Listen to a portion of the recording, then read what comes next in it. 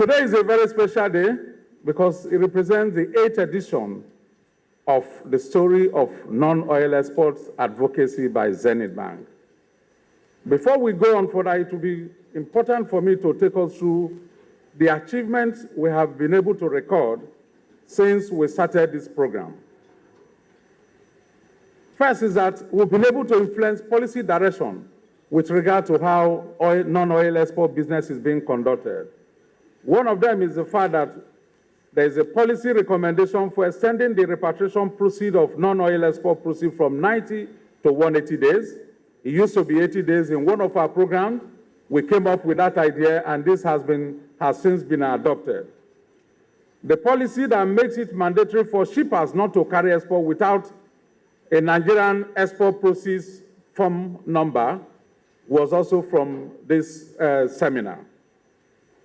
We also recommended the development of the automation of the Nigerian export proceeds form and the non-commercial exports form, which has led to improvements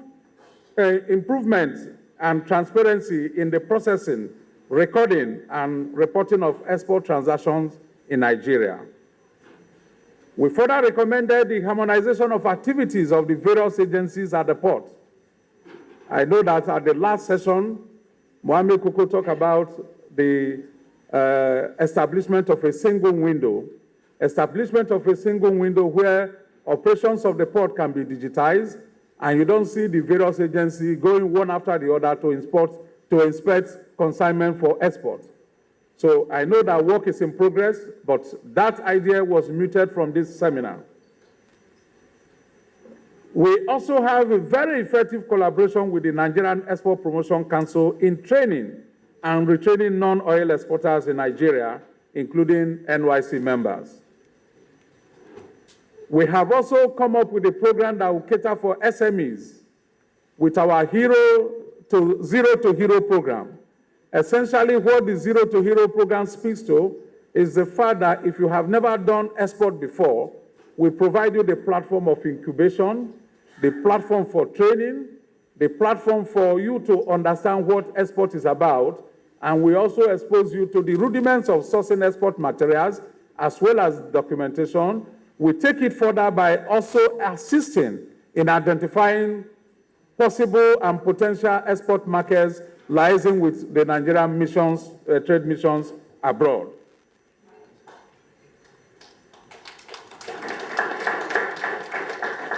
Now, if you look at the slides that is being shown right now, we started this journey in 2016.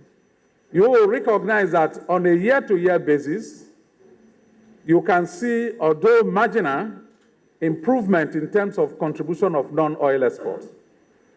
They say that in Naked the Bird, they say if he can fly without perching and nobody praises him, he will praise himself. We lay claim to this achievement that has been recorded. I think we deserve some respect and recognition. Since the story started, we started advancing it. You can see the gradual and steady increase. The one for 2020 is understandably so because of the impact of COVID. But soon after COVID, even the year of COVID, we didn't relent. We still held the seminar. I remember speaking with Shegun. Shegun had just come out from a challenge of COVID, and he said, even if we can't say, Beniza, we must hold this thing. Let's not break it. We held it, and we have continued to hold it. In fact, as far as we are concerned, Shegun, there is no time we'll hold this event that Shegun will not be here. Shegun, we thank you very much for the encouragement. So even at that, the contribution of non-oil export to the overall GDP of the country is still very abysmal. And when you relate it to the contribution of oil and gas, you find out that, you see, permit me to speak maybe in risk management balance or finance balance.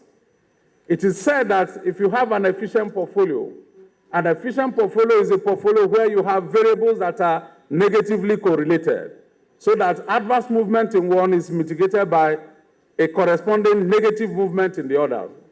But here in Nigeria, unfortunately, we are saddled with the key variables that behaved the same way. These two key variables are: one, crude production and sale. The second one is foreign exchange earning. Whatever affects crude production affects the oil price, our oil earnings. Whatever affects oil price also impacts our crude earnings. So we have a situation where, as it were, the key portfolio driving our economy, the key variable driving our economy are positively correlated. The covariants are also positive. Therefore, is anybody surprised at the volatility we are seeing? What we attempt to achieve in this seminar is to start that messaging that the time to change has come. We need to change the narrative. You see, the thing about human endeavor is that you can do nothing about the past. The past is cast in iron. You can't change it. But life about what you do, what you become tomorrow will be determined by what you do today and what you consistently do tomorrow. The message we are sending across is that, yes, we need to diversify our foreign exchange earnings by looking at non-oil exports, but we're also saying we need to take it further. The time has come for value addition.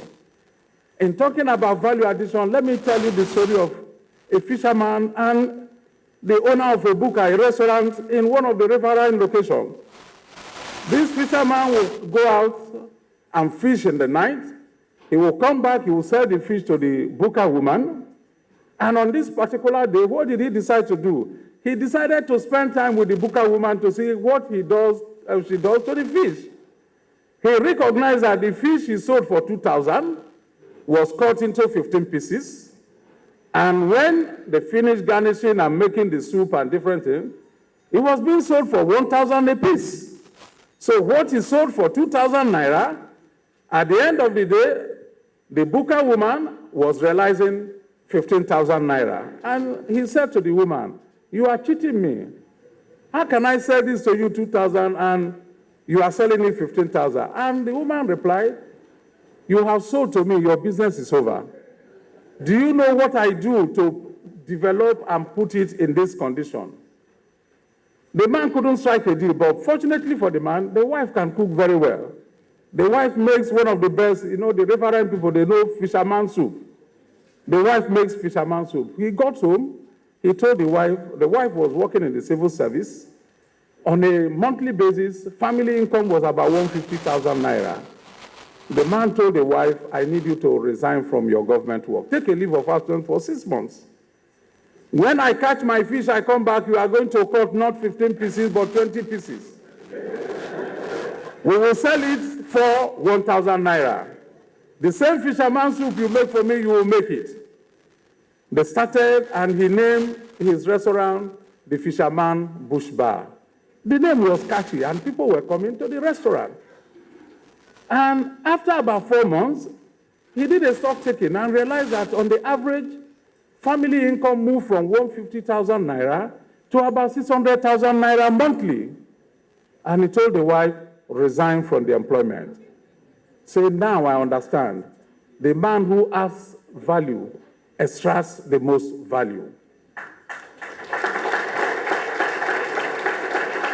So look at us where we are. In Nigeria, maybe I will go to our natural endowments. You look at, when you talk about natural endowment, we are so blessed in this country that there's no region of the country that is left out. Every region of the country has 1 or 2 endowments, very outstandingly so, that it helps us to be in the pecking order when you are looking at global ranking. But if you also look at what happens to them, they are there. I can't go through all of them. You look at Southeast, South, Southwest, North Central, and Northwest. We have exportable items. But what you look at, the story of the past is that we export them in the primary form. So the thinking has to change. We don't have to reason like the fisherman. We don't have to begin to ask for the value. We need to begin to add value here. When we say the present, the future, it was deliberate, like the MC said. It was deliberate for us not to refer to the past. You see, when you talk about the history of the past, especially failure, the only thing you attract to yourself is sympathy. Sympathy brings you down. Sympathy takes morale from you. Sympathy reduces your self-esteem. we are asking that we will not talk about the past, we talk about what is possible today and what is possible tomorrow. And what is possible today and possible tomorrow is the fact that the moment we start adding value here, we extract the most value. And from us attracting sympathy, we attract recognition, we attract respect, we attract prosperity above all. And when you add value, what are you doing by domesticating value addition? You are domesticating labor and employment here. When we export in primary form, we are equally exporting jobs. So if you are to ask me to say in another form the theme of this year's non-oil exports, I'll be telling you the time for prosperity incubation in Nigeria is here. That is the message you are passing by the theme of this session. So the next slide talks about the key non-oil exports and the countries where you have the final products being processed. If you take a look at that, even where you see Nigeria mentioned is about the intermediary product. If you are talking about cocoa, well, the processing we do is to produce cocoa powder. But who says we can make chocolate here? You know, talking about recognition for the man who has the value. How many times have you bought chocolate and they tell you this chocolate is made from cocoa beans from Nigeria? The only thing you hear is that made in Switzerland.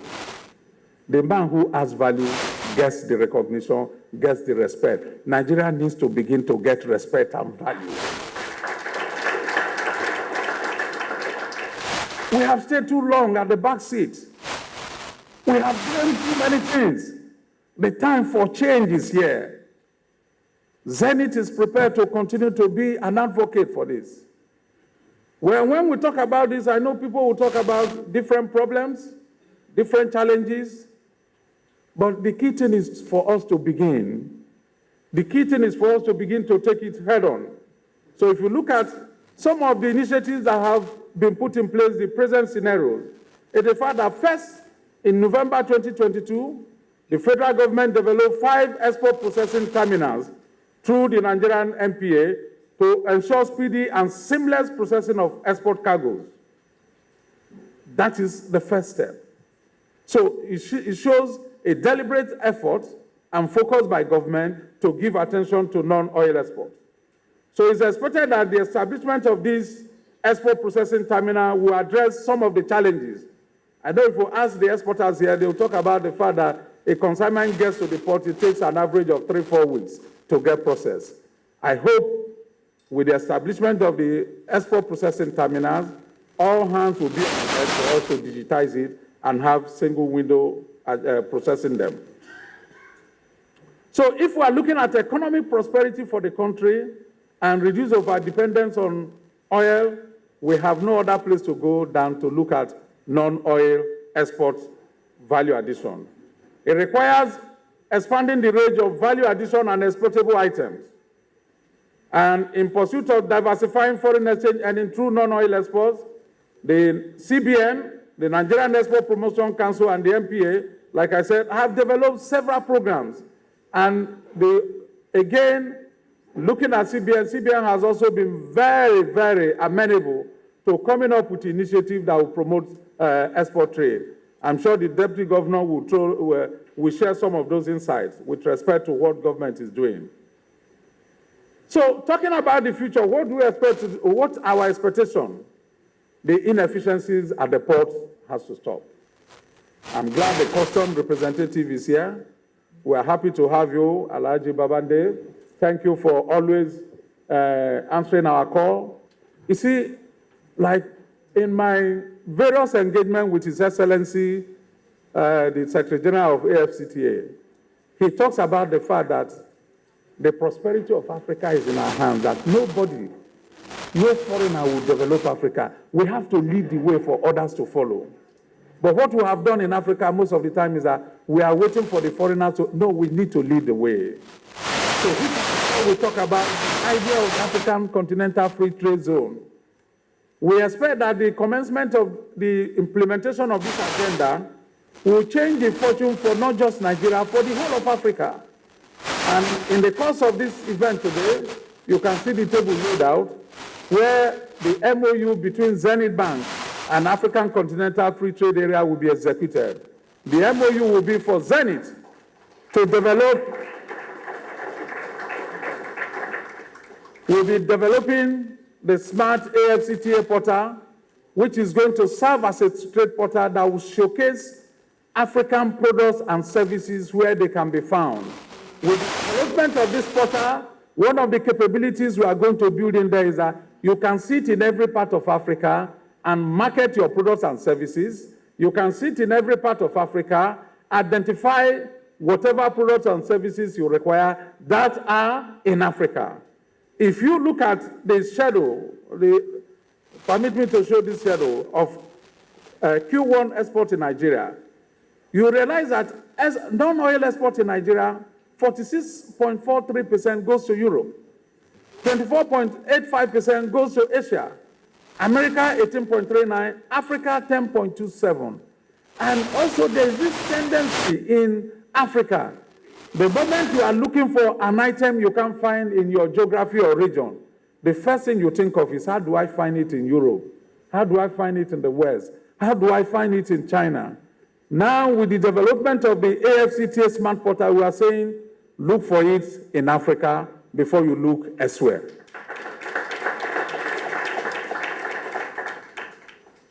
So I'm happy that His Excellency is here, and that I know the amount of work he had to put in and the accommodation he created to be here. Just as you see him standing here, I know that in the last 4 weeks he has never been home. He's been flying all over the place, and he had to create a very, very specific accommodation for us to be here. Your Excellency, thank you very much.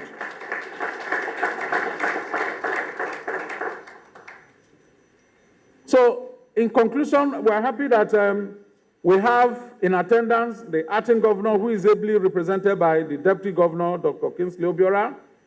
Unfortunately, the minister designate and the special advisor to the president on monetary policy, Wale Edu, couldn't be here.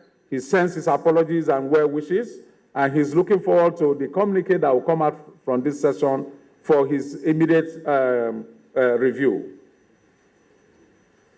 We have also assembled a distinguished panel of seasoned professionals and practitioners in trade and export ecosystem to hold a two-panel session. Permit us to that we have our subsidiaries coming from Zenith UK, Zenith Ghana. We also have Zenith Insurance. Zenith Insurance will give them the slot to also talk about the export, the insurance product they have to support export. And Zenith UK in particular will also be talking to the audience to let you know how your export documents can be effectively handled, to the extent that if you require discounting, you will be able to access facility effortless. The whole idea is, let's keep it in-house. We create better multiplier effect when it circulates in-house, and is also effective in relationship management. Distinguished participants, today promises to be exciting and enriching for all of us in Nigeria and non-export ecosystem, and indeed Africa, with the signing of the AFCTA Smart Portal on relationship. There will also be opportunity for question and answer in between the panel presentation, and we also have opportunity. We have about 22 companies that have exhibited their exportable items in the booth. We encourage you in between the session to take time and see it, and see that yes, the journey has begun. There's no destination. We'll walk the talk, and we'll collectively work with all those who are determined to build prosperity for all in Nigeria. Nigeria is our own, Africa is our own. We will possess our possession, and we'll be great again.